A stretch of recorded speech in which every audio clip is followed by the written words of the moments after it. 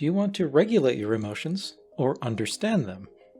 Now, ideally, we want both, but where we choose to focus can have implications for the strengths that we develop and the traps that we risk falling into. Regulation is a primary focus of practices like Qigong, yoga, and some forms of meditation. These practices say that you can have sensations and thoughts without being ruled by them. Regulation creates lower physiological arousal, and as a result, a greater window of tolerance for destabilizing conditions.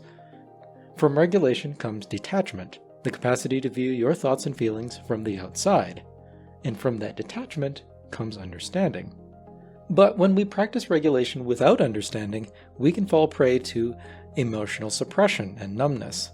This can look like being calm and collected on the outside, and people might envy your ability to be stoic when you're challenged. But on the inside, you might lack joy or meaning. And being distanced from your emotions, you'll struggle to connect with your values, your purpose, or with other people. Now, understanding is the primary focus of practices like journaling or somatic therapy. These practices tell you that your body sensations are cues to unprocessed emotions. Awareness of those physiological signals, coupled with the cognition of the associated feelings, produces a holistic image of the self, and a precise path of where your emotions originate in the mind and in the body. Through precise understanding comes the capacity to regulate.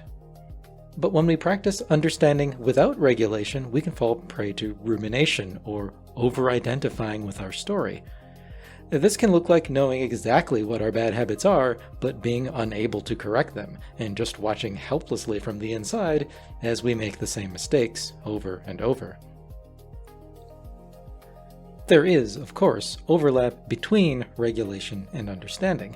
It's fairly dysfunctional to have one without at least some of the other, and both often require mindful awareness of the body and the mind as they are, without story.